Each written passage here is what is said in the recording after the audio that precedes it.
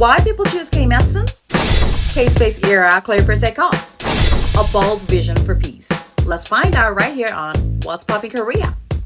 First up, millions of people visiting Korea. That's nothing new. But get this. Last year, over 2 million people flew here for one reason: medical tourism.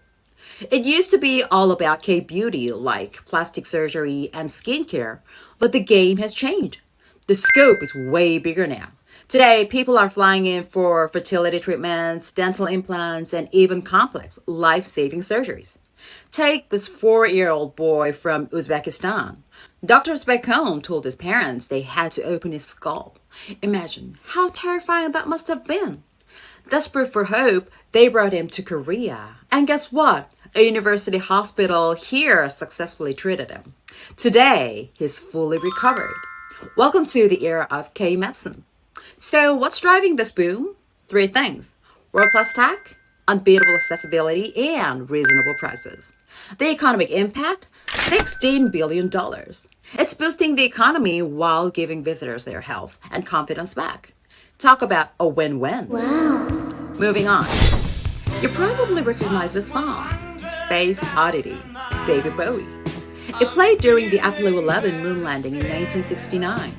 Over half a century later, we're still looking at the stars. But now, Korea's space industry is shifting gears. We're moving from government-led project to a private-driven market. A massive milestone, KAI, which is Korea Aerospace Industry, is launching the next-gen satellite number 2. And why is it a big deal?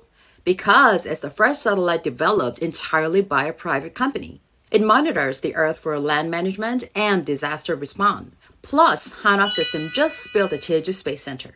It's an all-in-one hub for assembly and testing. And their goal? Churning out up to 100 satellites a year.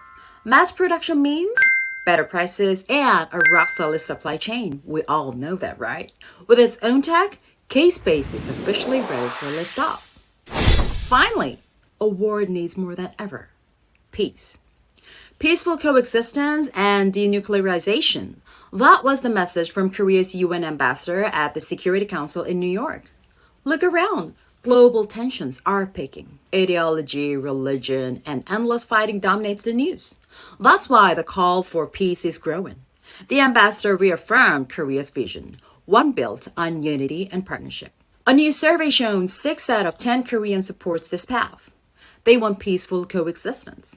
Even religious leaders from Christianity, Buddhism, Catholicism recently gathered as one. No debates, no arguments, just a shared prayer to end the war. Whether on the Korean Peninsula or anywhere else, the goal is the same: to live without fear. Because in the end, peace is a language we all speak. So which story surprised you the most? Let me know in the comments. And you're gonna subscribe, right? I'm Lumi K. Catch you later. Bye!